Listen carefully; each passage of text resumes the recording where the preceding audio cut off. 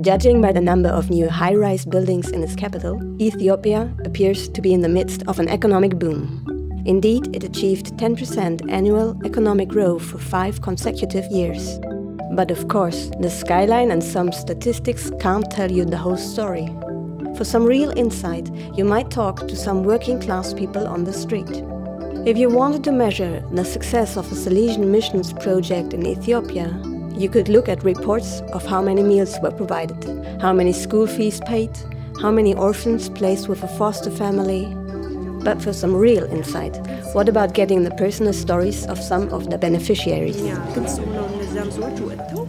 But let's start with some numbers.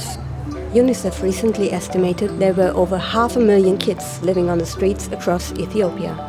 As they eke out a survival there, they miss out on an education and fall into a cycle of poverty. Many are orphans, but kids also go to the streets if their parents get sick and can no longer earn money and provide for their family.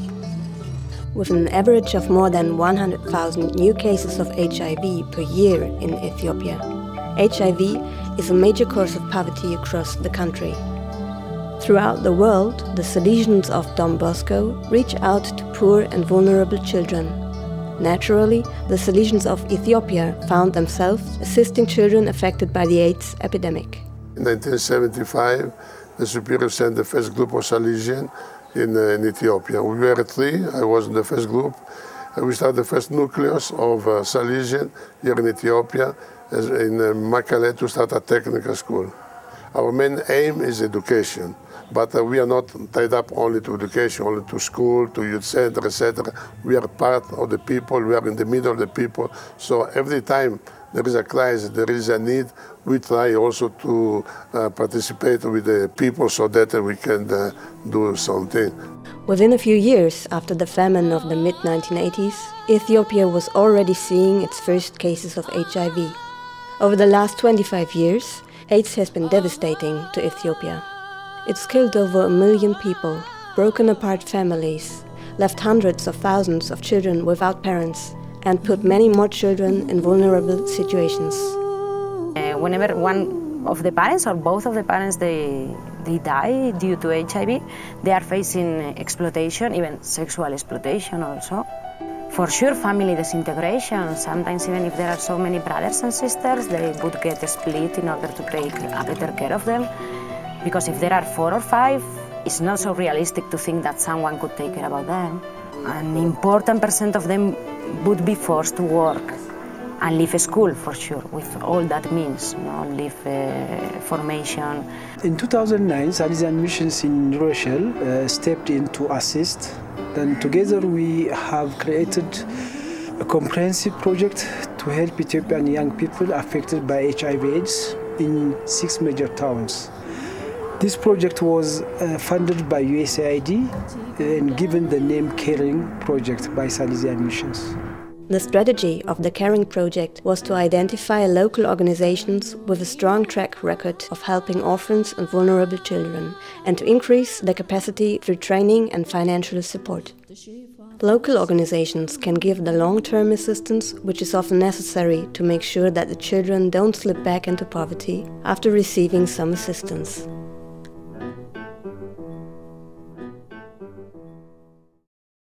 One of the obvious risk groups for contracting HIV is victims of rape. When the Caring Project heard that for 17 years Mulatu Tafese had been running an outreach dedicated to helping underage girls, they offered to help. Basic mission of GRIP is to rehabilitate young rape victims. It's a year's stay with us.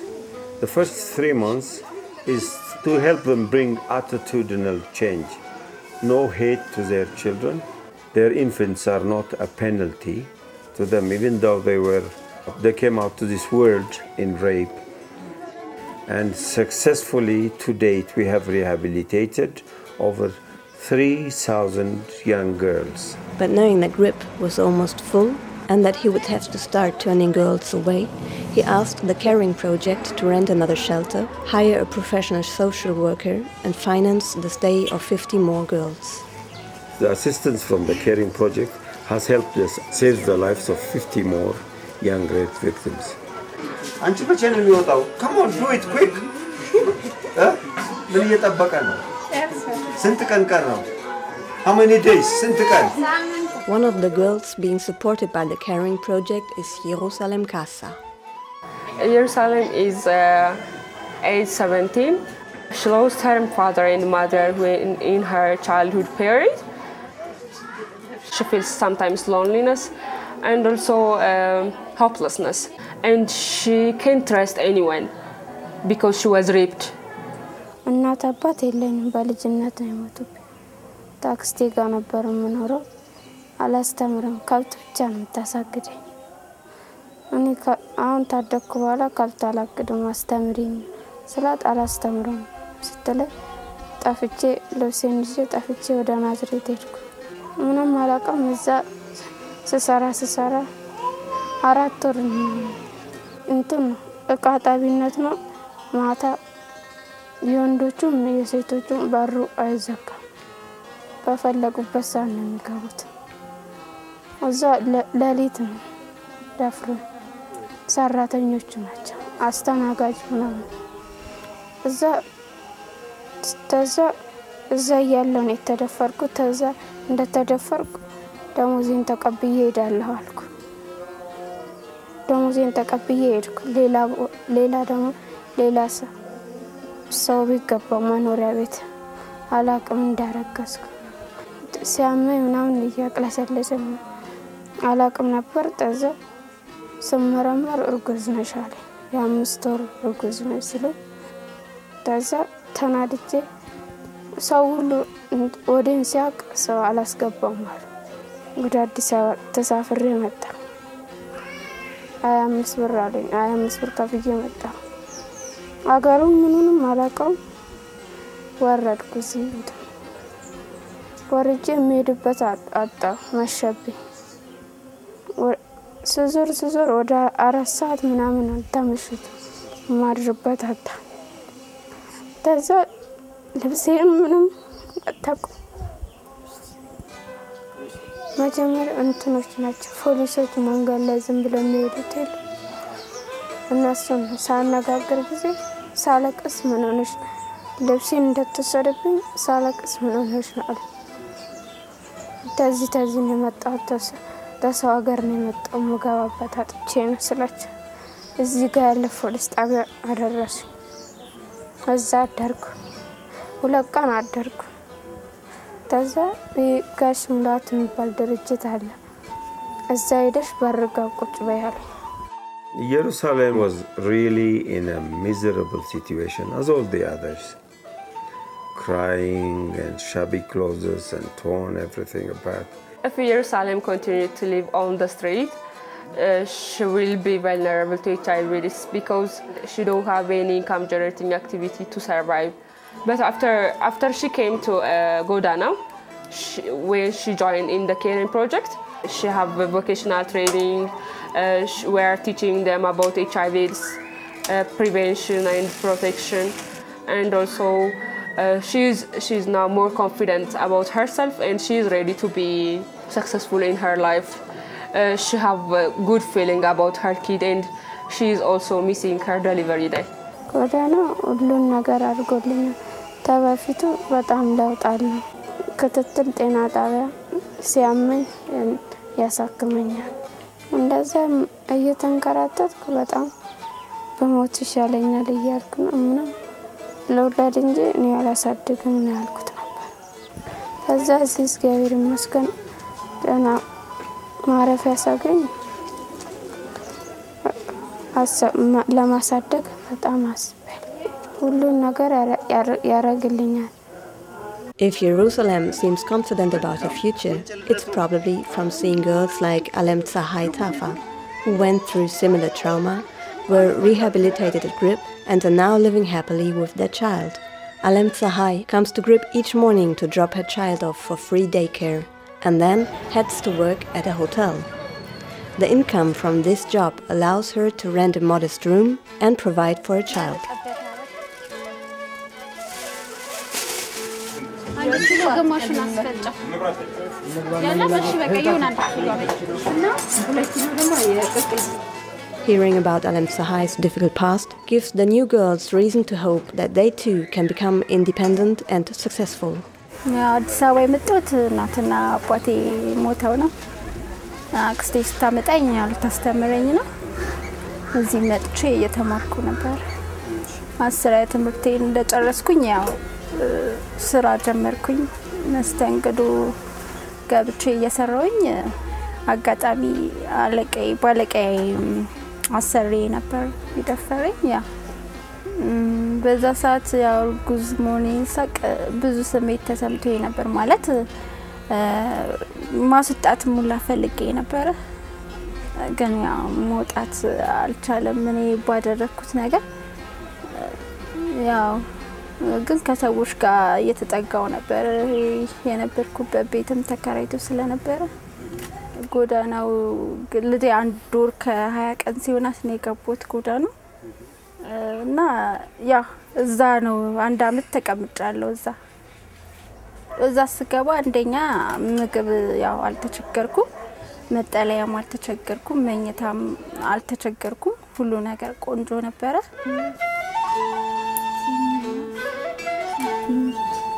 አበረስ ኮረዝነኛ አንቺ እንደው ተፈሽኝ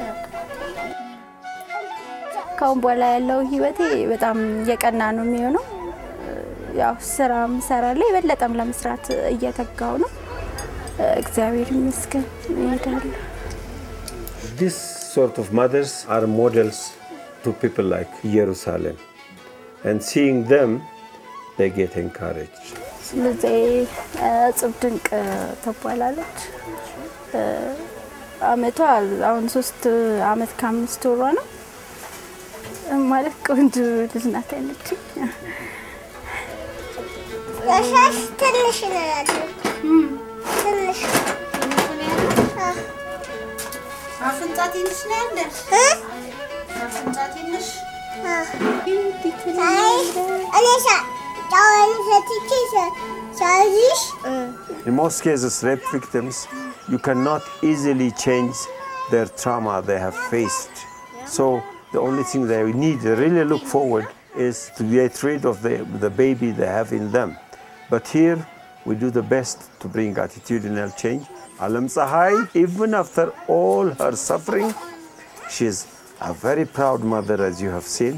By bringing dedicated organizations like GRIP into the caring project, the Salesians have been able to reach out to some of the most vulnerable youth in Ethiopia. Unfortunately, due to new zoning regulations in the capital, the GRIP compound will be demolished, and Mulatu, the tireless director, is rightly worried about the future of the organization.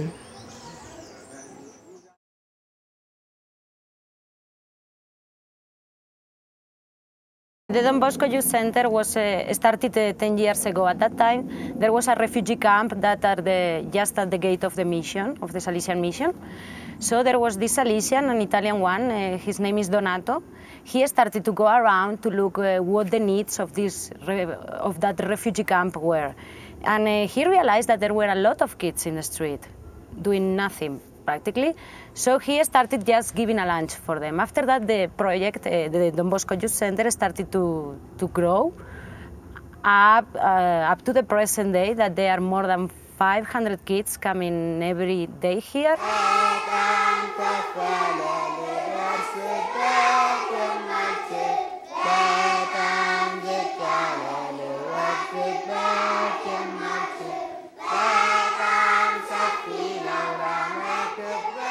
Melako Girma was one of the boys Father Donato met near the refugee camp almost 10 years ago. Like so many other young kids, his life had fallen apart after his mother contracted HIV and fell ill. With the help of the Salesians, he slowly got his life back on track and now is a teacher and mentor for the new generation of kids at the Don Bosco Center.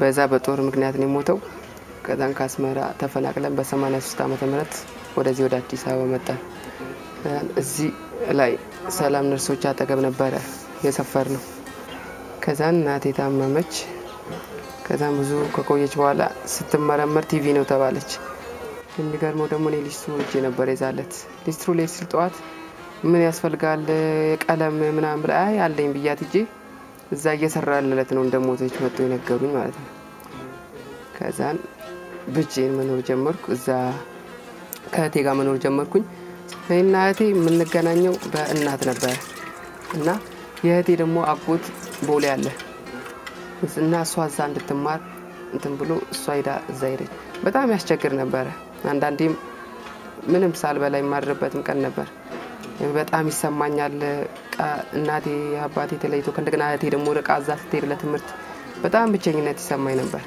ሲስተሮች ስለምታውቃት እሷን ከዶናቶ ጋር ሲስተሮች ናቸው ወደ ዶናቶ የሚያመጡት ልጆችን ያን ሲስተር ለዶናቶ ነገረችው ዶናቶ ደግሞ እኔን እዚህ አስገባኝ ማለት ነው ዶናቶ ጋር የነበርኩለት ምሳዛው በላለው በረፍት ሰዓት ብስኩት ይሰጠናል ልብስ ጫማ ራሱ ነው የሚችለኝ የነበረው ትምርት ራሱ ነው የሚያስተምረኝ ደብተርም ሪፎርም ሁሉ ነገር እሱ ነው የሚችለው ስታመምም ሁሉ ነገርም ራሳቸው ነው የሚሸፍኑት እንደዚህ ያልኩኝ መኖር ጀመርኩ ያስተማረኝ እስከ 10ኛ ክፍል ድረስ ከ10ኛ በኋላ ሙያ ኤሌክትሪሲቲ After 8 years of Salesian sponsorship, Melako began to earn a living as an electrician and support himself.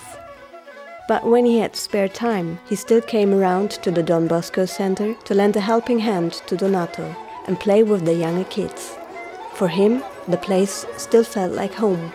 And a couple of years ago, when there was this opportunity of caring project about being an animator and teaching life skills training, since he already knows all our kids, and I might say that he's even quite popular among them, so we thought about him to teach this message.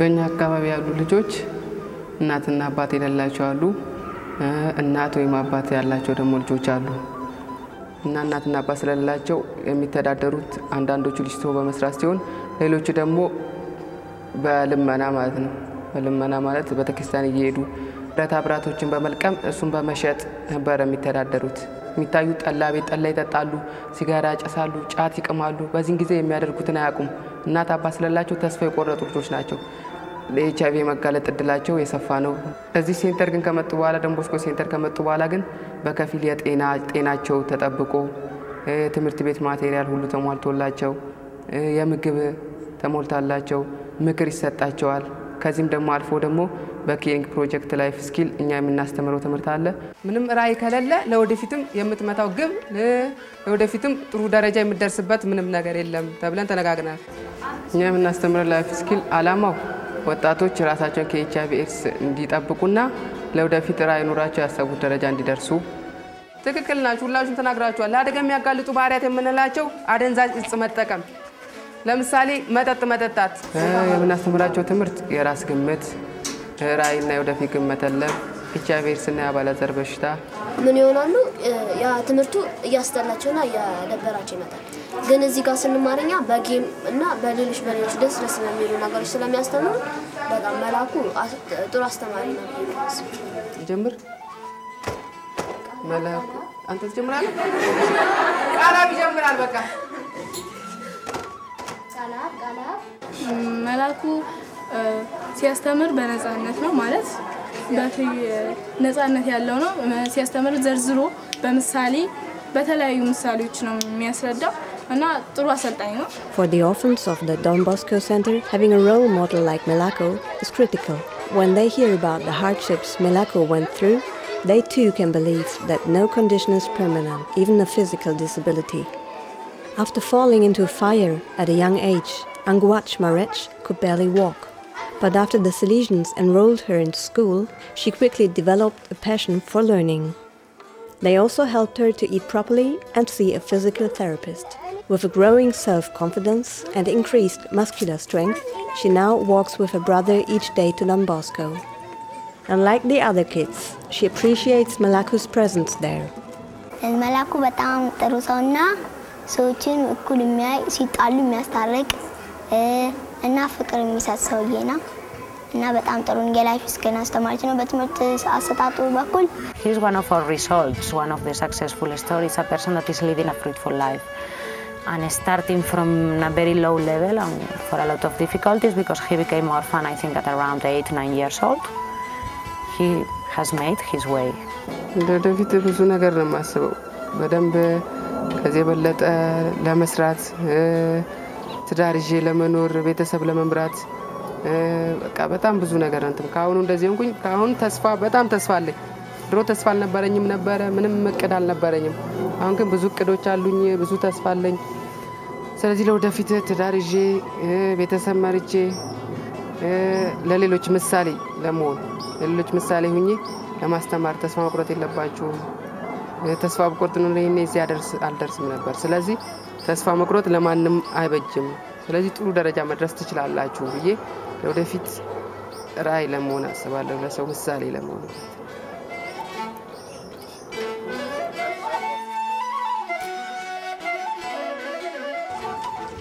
About 160 kilometers southeast of Addis Ababa, the pretty lakeside town of Zewai is a popular place for truckers to stop and spend the night. Perhaps for this reason, Zewai has a high prevalence of HIV. Although life-saving medicine is now available free, the impact of the virus is still being felt by survivors like Desta Ishetu, both emotionally and economically. Desta once had a happy life with her husband, a military man, and 2 daughters. The family relied on his income as she stayed home and cared for the children. Then in 2007, for no apparent reason, he asked her to get tested for HIV.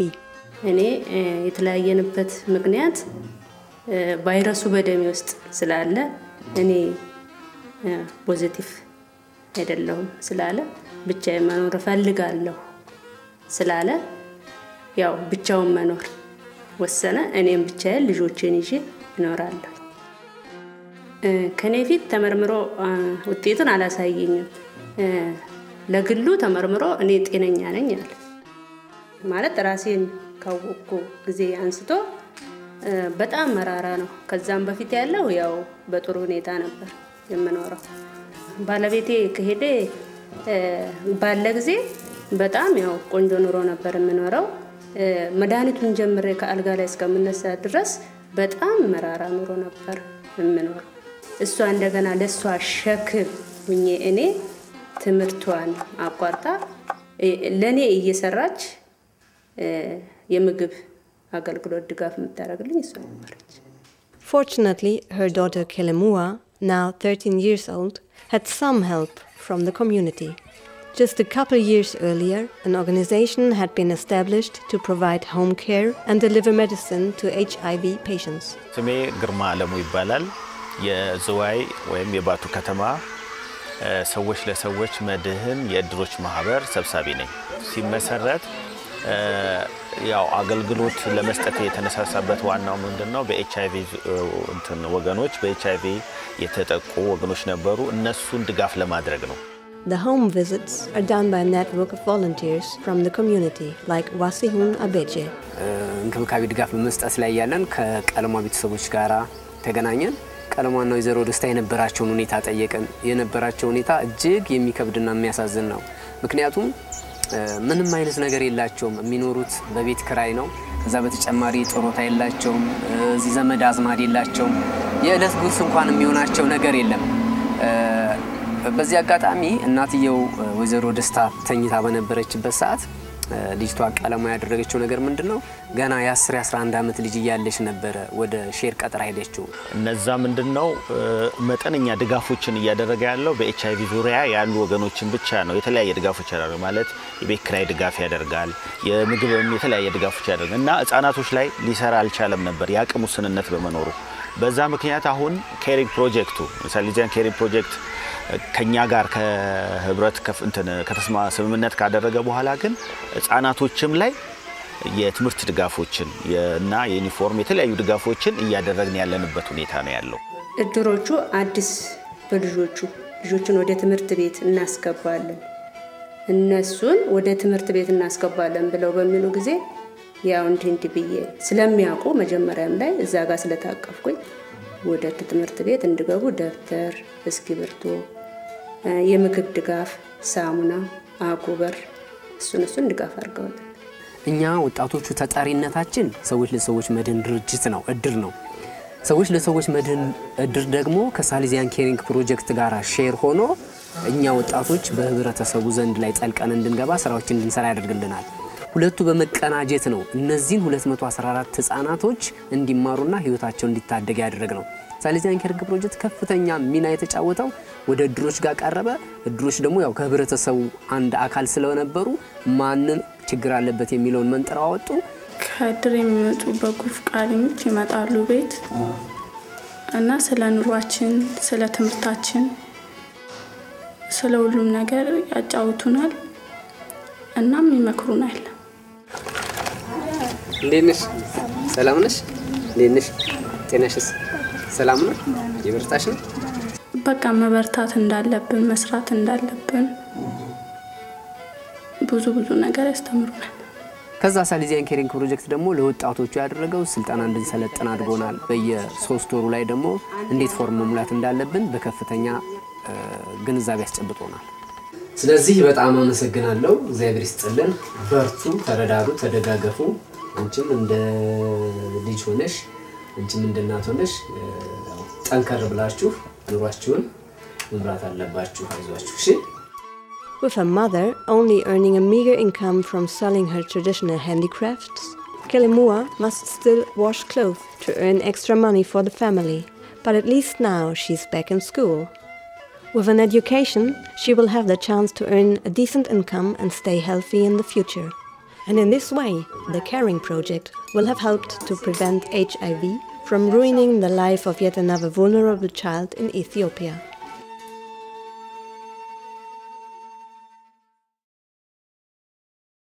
As the production team was wrapping up filming, they received news that Jerusalem had given birth to a healthy baby boy. Her peers welcomed her and her new son home from the hospital with a traditional coffee ceremony.